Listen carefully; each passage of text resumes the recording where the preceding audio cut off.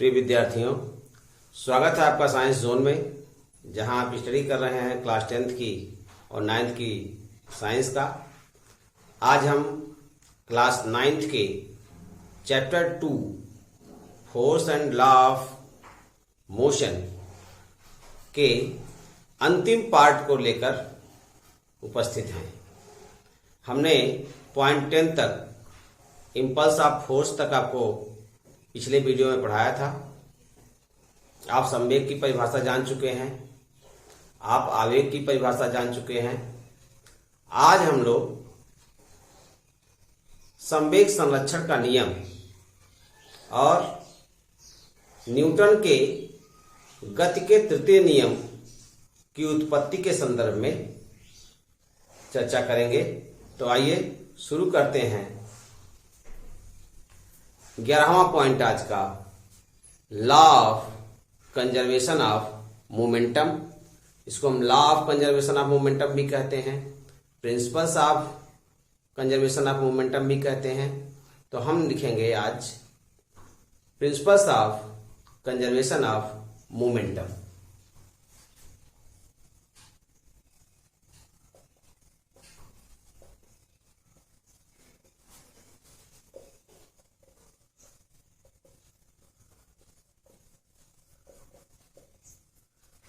Principles of conservation of momentum. संवेग संरक्षण का सिद्धांत क्या है? ये संवेग की परिभाषा हम सभी पढ़ चुके हैं।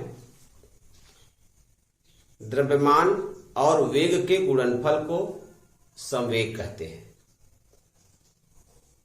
दो राशियां हैं, द्रव्यमान और वेग।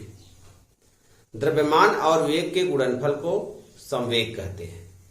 अब ये संवेग संरक्षण बिल्कुल उसी से जुड़ा हुआ बिल्कुल रिलेशन है। संवेग संरक्षण क्या है? जब दो या दो से अधिक पिंडों के संकाय पर कोई बाह्य बल आरोपित किया जाता है तो उनका संवेग सदैव नियत बना रहता है। इसी को संवेग संरक्षण का सिद्धांत या संवेग संरक्षण का नियम कहते हैं। तो मित्रों, जब दो या दो से अधिक पिंडों के संकाय पर कोई बाह्य बल कार्य न करे तो संकाय का संयुक्त संवेग संरक्षित यानी नियत रहता है। सो नोट कर लीजिए। हम इसको क्लैरिफाई करेंगे या स्क्रीनशॉट ले लीजिए। आगे बढ़ते हैं। तो आपने स्क्रीनशॉट ले लिया। आइए इसको कैसे प्रूफ करेंगे? कैसे प्रूफ करेंगे कि जब दो या दो से अधिक पिंडों के संकाय पर कोई बाह्य बल कार्य न करे तो उनका संवेग संरक्षित बना रहता है। तो आइए इसको प्रूफ कर लेते हैं। न्यूटन के दूसरे नियम से हम सब जानते हैं, न्यूटन के द्वितीय नियम से, न्यूटन का दूसरा नियम क्या है? हम सब जानते होंगे, F इक्वल एम इंटू ए। न्यूटन का दूसरा नियम क्या है? F बराबर एम इंटू ए। अब इसी से अगर हम निकालें, बल बराबर होता है संवेग संरक्षण की दर। संवेग संरक्षण की दर, एक फार्मूला यह भी है, बल बराबर संवेग संरक्षण की दर। संवेग संरक्षण क्या होता है? इसको हम संकेत में लिखते हैं संवेग परिवर्तन बटे समय। संवेग परिवर्तन बटे समय। संकेत में लिखते हैं हम इसको, ये बल बराबर हो गया संवेग परिवर्तन बटे समय। अगर संकेत में लिखना चाहें तो लिख देंगे F is equal to delta P upon delta T. P सदिश राशि है, साथ इसको वेक्टर क्वांटिटी दिखाएंगे। F सदिश राशि है, साथ इसको भी वेक्टर क्वांटिटी दिखाएंगे। तो हमारे पास फार्मूला आ गया F equal to delta P upon delta T. अगर हम इसको और लिखना चाहें लिख सकते हैं F into delta T equal delta P. F into delta T equal delta P. अब यदि एफ बराबर 0 तो एफ बराबर 0 हो गया तो डेल्टा पी बराबर क्या हो जाएगा, डेल्टा पी बराबर आल्सो 0। यानी यदि बाह्य बल ना लगे तो संवेग में कोई परिवर्तन नहीं होगा। ठीक है, इसी को संवेग संरक्षण का नियम कहते हैं कि बाह्य बल के अभाव में संपूर्ण संवेग संरक्षित रहता है, संवेग में कोई परिवर्तन नहीं होता। हाँ, ये ध्यान रखेंगे कि वेक्टर क्वांटिटी के ऊपर तीर का निशान लगा देते हैं। बल भी वेक्टर क्वांटिटी है और संवेग भी वेक्टर क्वांटिटी है, इसलिए दोनों के ऊपर तीर का निशान लगा देंगे। इसको लिख दें, अर्थात यहां लिख दीजिए बाह्य बल के अभाव में, बाह्य बल के अभाव में संवेग परिवर्तन। डेल्टा का यहां मतलब है, डेल्टा माने दो राशियों का अंतर, यानी P2 माइनस P1। इसको ले लेंगे P2 माइनस P1 बराबर, यानी प्रथम वस्तु का संवेग, द्वितीय वस्तु का संवेग, या एक ही वस्तु का प्रारंभिक संवेग और माइनस अंतिम संवेग, या अंतिम संवेग माइनस प्रारंभिक संवेग कर देंगे तो आ जाएगा बाह्य बल के अभाव में संवेग परिवर्तन क्या होता है, 0 होता है। यही आपने निकाला है, यानी बाह्य बल के अभाव में कोई संवेग परिवर्तन नहीं होता और इसी को संवेग संरक्षण का नियम कहते हैं। लाइन और लिख लेंगे, इसी को संवेग संरक्षण का नियम कहते हैं और संवेग संरक्षण का नियम की पुष्टि होती है। अब हम आगे बढ़ते हैं, इसको आगे बढ़ेंगे। न्यूटन के तीसरे नियम की उत्पत्ति संवेग संरक्षण से कैसे होती है, आइए देखते हैं संवेग संरक्षण और न्यूटन के तीसरे नियम की उत्पत्ति। आइए, संवेग संरक्षण सिद्धांत से न्यूटन के तृतीय नियम की उत्पत्ति, अर्थात derivation of Newton's third law by principle of conservation of momentum. आइए इस सूत्र को प्राप्त करते हैं, न्यूटन के तीसरे नियम को संवेग संरक्षण के नियम से प्राप्त करते हैं। मान लीजिए दो वस्तुएं हैं ए और बी, ये दो वस्तुएं हैं। ये दोनों वस्तुएं आपस में क्रिया करती हैं। ए और बी दो वस्तुएं हैं और दोनों आपस में क्रिया करती हैं, और डेल्टा टी समयांतराल बाद ए का संवेग डेल्टा P1 और बी का संवेग डेल्टा P2 हो जाता है। डेल्टा टी समयांतराल पश्चात ए का संवेग P1 डेल्टा P1 और बी का संवेग डेल्टा P2 हो जाता है। हम सब जानते हैं न्यूटन के तीसरे नियम के अनुसार ये क्रिया प्रतिक्रिया का नियम है। नियम क्या है, जब दो वस्तुएं आपस में क्रिया करती हैं तो एक वस्तु दूसरी वस्तु पर प्रतिक्रिया बल लगाती है। जैसे जब हम बंदूक से गोली दागते हैं तो गोली सामने की ओर निकलती है, गोली पर बंदूक द्वारा संवेग लगाया जाता है, जबकि गोली भी बंदूक पर विपरीत दिशा में संवेग आरोपित करती है। अब यह अलग विषय है कि बंदूक का भार अधिक होता है अतः उसका झटका कम लगता है, गोली का भार कम होता है इसलिए गोली बहुत तेजी से आगे निकल जाती है। इसी चीज को हम यहां पर प्रूव करने जा रहे हैं। मान लीजिए कि ये बंदूक है और ये गोली है, ये निकल रही है और डेल्टा टी समयांतराल जो कि बहुत कम समयांतराल है, इसका बंदूक का संवेग डेल्टा P1 हो जाता है और गोली का संवेग डेल्टा P2 हो जाता है। अब इस पर कोई बाह्य बल नहीं लग रहा, बंदूक और गोली ही क्रिया कर रहे हैं। चूंकि निकाय पर कोई बाह्य बल नहीं लगता,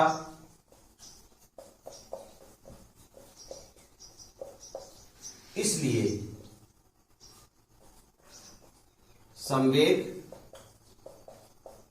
संरक्षित होना चाहिए। संवेग संरक्षित यानी नियत होना चाहिए, होगा। कैसे होगा? अब इसको हम जरा प्रूव कर लें। अगर संवेग संरक्षित है, अर्थात अगर हम इस एग्जाम्पल को ले लें इसको, तो इसके अनुसार delta P1 plus delta P2 बराबर 0, क्योंकि निकाय पर कोई बाह्य बल कार्य नहीं कर रहा है। अब ऐसी दशा में हम अगर इसको निकालना चाहें तो लिख सकते हैं delta P1 is equal to minus delta P2। Delta P1 is equal to minus delta P2, सीधा सीधा हमने ट्रांसफर कर दिया है। अगर हम इसमें समय से भाग कर दें, डेल्टा P1 अपान T इक्वल डेल्टा P2 अपान डेल्टा T, वही जो हमने समय लिया है। अब ये वेक्टर क्वांटिटी है तो इसके ऊपर वेक्टर हम लगा देंगे, तीर लगा देते हैं। तो डेल्टा P1 अपान डेल्टा T यानी डेल्टा P अपान डेल्टा T बराबर होता है F। तो हम इसको लिख सकते हैं, चूंकि ये P1 है अतः हम इसको लिख सकते हैं F1 इज इक्वल टू, ये P2 है तो लिख सकते हैं minus F2। F1 is equal to minus F2, यानी एक वस्तु द्वारा लगाया गया बल बराबर दूसरी वस्तु द्वारा विपरीत दिशा में लगाया गया बल। यही तो क्रिया प्रतिक्रिया का नियम है। इस प्रकार संवेग संरक्षण सिद्धांत से न्यूटन के तीसरे नियम की उत्पत्ति होती है। न्यूटन का तीसरा नियम संवेग संरक्षण के सिद्धांत पर आधारित है और हम लोगों ने इसको प्रूव कर दिया है। एक लिख दीजिए यहां पर, यही न्यूटन का तृतीय नियम, इसी को हम क्रिया प्रतिक्रिया का नियम कहते हैं, यानी क्रिया प्रतिक्रिया का नियम।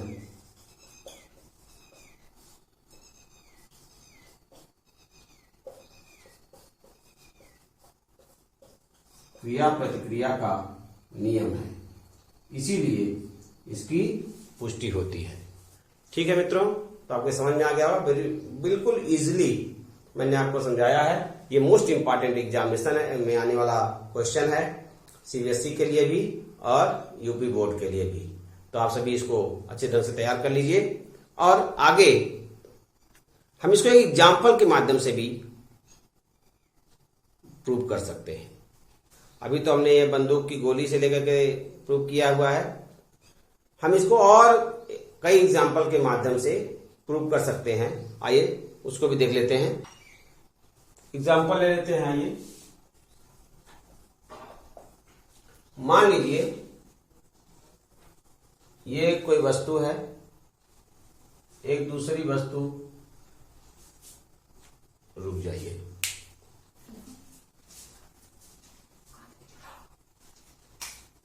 यह एक वस्तु है, एक दूसरी वस्तु है। दोनों ही वस्तुएं, ये ए है, यह बी है, दोनों ही गतिमान है, एक ही दिशा में, एक ही रोड पर चल रही है। ए का द्रव्यमान अधिक है, बी का द्रव्यमान कम है। ए का वेग ज्यादा है, बी का वेग कम है। मान लीजिए ए u1 वेग से चल रही है और बी u2 वेग से चल रही है। अब चूंकि u1 is greater than u2 हम यहां कह रहे हैं, इसलिए थोड़ी ही दूर में जब ये वस्तुएं आगे बढ़ेंगी तो ये आपस में टकरा जाएंगी। तो मान लीजिए थोड़ी दूर चलने के बाद ये दोनों आपस में टकरा गई। अब टकराने के पश्चात क्या होगा, दोनों फिर अलग अलग होंगी। मानिए बहुत कम समय के लिए ये आपस में टकराएंगी, तो क्या होगा, ये फिर अलग अलग होकर के गतिमान हो जाएंगी। अब देखिए होता क्या है, अगर ये दोनों वस्तुएं आपस में टकराती हैं तो जो दूसरी वस्तु है बी, यह पहले वाले वस्तु का वेग प्राप्त कर लेती है और जो वस्तु ए है वह दूसरी वस्तु के वेग से चलने लगती है। मान लीजिए कि इसका वेग v1 हो गया और इसका वेग v2 हो गया। समझ में आ रही बात? ये टकराने के पूर्व है, ये जा रही थी, गतिमान है, ये टक्कर हो गई यहां पर इन दोनों वस्तुओं की, और ये टकराने के बाद, अब टकराने के बाद इनका वेग, ये इतना केवल समझना है तो बस, कुछ है नहीं इसमें कुछ है नहीं। मैं एक एग्जांपल ले रहा हूं, मान लीजिए ये ट्रक चल रही है, ये कार चल रही है। यहां ट्रक तेजी से चल रही थी, कार थोड़ी धीमे चल रही थी। अब सोचेंगे आप कार तो तेज चलती है, लेकिन यहां एग्जाम्पल लेना है। अब यहां आपस में जाकर के टकरा गई, टकराने के पश्चात क्या हुआ, अब ये तेज हो गई, इसने ट्रक का वेग प्राप्त कर लिया और इसने प्राप्त कर लिया किसका, कार का वेग। लेकिन ये इनका वेग तो बदल गया ना, v1 और v2 हो गया, टकराने के पश्चात इनका वेग परिवर्तन हो गया। अब हमको देखना है टकराने के पूर्व, देखिए संवेग संरक्षण के नियम की पुष्टि कर रहे हैं, टकराने के पूर्व संवेग, टकराने के पूर्व संवेग किसका, ए का संवेग ले लीजिए। ए का संवेग हो जाएगा m1 u1, ठीक है, और बी का संवेग हो जाएगा क्या, m2 u2। मान लीजिए इसका द्रव्यमान m1 है, इसका द्रव्यमान m2 है। ठीक बात समझ में आ गई, m1 u1 हो गया, m2 u2 हो गया। अब टकराने के बाद क्या संवेग बनेगा, टकराने के बाद संवेग क्या हो जाएगा, ए का संवेग हो जाएगा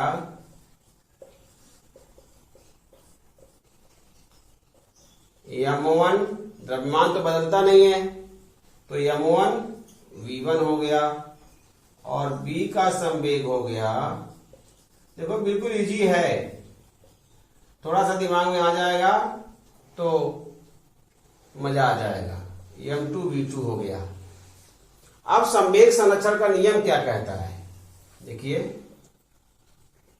संवेग संरक्षण के नियम से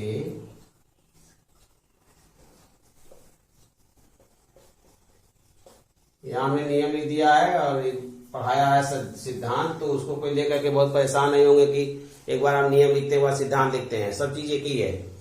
संवेग संरक्षण के नियम से क्या होना चाहिए, टकराने के पूर्व संवेग बराबर होना चाहिए टकराने के बाद का संवेग। टकराने के पूर्व संवेग बराबर होना चाहिए टकराने के बाद का संवेग। अगर टकराने के पूर्व संवेग और टकराने के बाद का संवेग बराबर है तो संवेग संरक्षण के नियम की पुष्टि होती है। आइए इसी को देख लेते हैं। हम टकराने के पूर्व का संवेग जोड़ लें, m1 u1 plus m2 u2 बराबर टकराने के बाद का संवेग लिख दें m1 v1 plus m2 v2। m1v1 plus m2v2। हमने m1u1 तो इधर रखा, m1v1 को पक्षांतर कर लेते हैं इधर, क्योंकि एक ही वस्तु के लिए यहां एक साथ कर लेते हैं। तो m1u1 माइनस हो जाएगा, ये इधर आ जाएगा, तो m1v1 equal m2v2 m2u2 minus, इसको पक्षांतर करें उधर तो क्या हो जाएगा, m1 माइनस m2v2 हो जाएगा और प्लस m2v2 हो जाएगा। पक्षांतर कर दिया हमने तो चिन्ह बदल गया दोनों का। अब आगे बढ़ते हैं, इसको हम लिखना चाहें अगर तो इसको हम पहले लिख लें, इसको बाद में लिख दें। देखिए इसको हम लिख सकते हैं m1 minus m1v1 plus m1u1 बराबर m2 minus m2v2 minus m2u2। हम कॉमन ले लेते हैं इसमें से m1 कॉमन लेंगे, हो जाएगा v1 माइनस u1। और हमने इसको ऐसा क्यों किया, v को पहले क्यों किया, क्योंकि अंतिम संवेग का मामला, अंतिम वेग थोड़ा सा देखने की जरूरत है। तो ये हो जाएगा हाँ minus m1 v1 plus u1 equal m2 v2 minus u2। यहां पर देख रहे हैं हम minus m1 v1 plus u1, यानी ये सब A का संवेग है और ये B का संवेग है। ये ऋणात्मक चिन्ह है, अर्थात अगर हम इसको पॉजिटिव इधर ले लेते हैं, चाहे ये पहले लिखें चाहे वो पहले लिखें, अगर हम इसको माइनस से भाग करते दोनों पक्षों में तो एक समीकरण हमको और प्राप्त होगा, m1 v1 plus u1 is equal to minus m2 v2 minus u2। इस प्रकार से हमको दो समीकरण हमको प्राप्त हो जा रहे हैं। चाहे हम पहले समीकरण को ध्यान रखें इसको, चाहे दूसरे समीकरण को ध्यान रखेंगे इसको, दोनों ही परिस्थितियों में हम देख रहे हैं कि एक वस्तु का टकराने के पूर्व का संवेग बराबर टकराने के बाद का संवेग लगभग नियत है, एकदम बिल्कुल नियत है। और वो क्या है, माइनस चिन्ह प्रदर्शित करता है कि ये संवेग विपरीत दिशा में है। तो इस प्रकार टकराने के पूर्व का संवेग बराबर टकराने के बाद का संवेग, यही संवेग संरक्षण का नियम है और इसकी पुष्टि होती है। तो मित्रों इसमें कुछ है नहीं, इसमें क्या है, प्रारंभिक संवेग m1 का और प्रारंभिक संवेग m2 का बराबर अंतिम संवेग m1 का और अंतिम संवेग m2 का। दोनों वस्तुओं का प्रारंभिक संवेग हमने जोड़ लिया है, दोनों वस्तुओं का अंतिम संवेग जोड़ लिया है और इसी को सॉल्व कर लिया है। प्रारंभिक संवेग दोनों का, दोनों ही वस्तुओं का ये अंतिम संवेग प्लस प्रारंभिक संवेग एक साथ कर दिया और हमारा एक नेगेटिव रूल फाइंड हो गया कि क्रिया के पहले का संवेग बराबर क्रिया के बाद का संवेग। और इस प्रकार से संवेग संरक्षण के नियम की पुष्टि होती है और यही संवेग संरक्षण का नियम है और बिल्कुल इजी है, यही एक लाइन आपको लिखना है। इस प्रकार संवेग संरक्षण के नियम की पुष्टि होती है। तो मित्रों ये रहा हमारा संवेग संरक्षण का नियम। आप सभी ने इसको बड़े ध्यान से देखा, पूरे वीडियो को बड़े धैर्य पूर्वक आपने देखा, हमारा क्लास आपने लिया, इसके लिए आपको बहुत बहुत धन्यवाद। अगर आपको वीडियो हमारा अच्छा लग रहा है तो कृपया हमारे वीडियो को लाइक करें, चैनल को सब्सक्राइब करें और अपना कमेंट्स देना न भूलें। कमेंट्स तो देना ही चाहिए। तो इस प्रकार इस चैप्टर की आज समाप्ति होती है। आगे हम या तो आपके डिमांड के अनुसार न्यूमेरिकल शुरू करेंगे, वो भी आपका मैसेज जैसा प्राप्त होगा, नहीं तो हम तीसरा चैप्टर शुरू करेंगे जिसका नाम है गुरुत्वाकर्षण। तो इंतजार करें हमारा। बहुत बहुत धन्यवाद। नमस्कार।